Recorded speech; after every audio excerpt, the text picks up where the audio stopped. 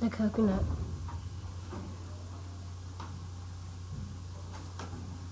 Once upon a time, there was a girl at the airport, and she lived in New York. Then she went to Hawaii. But when she got there, she crash landed.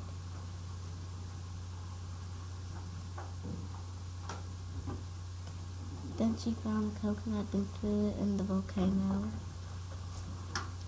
When she picked it back up, then she fixed the airplane and went back to the airport.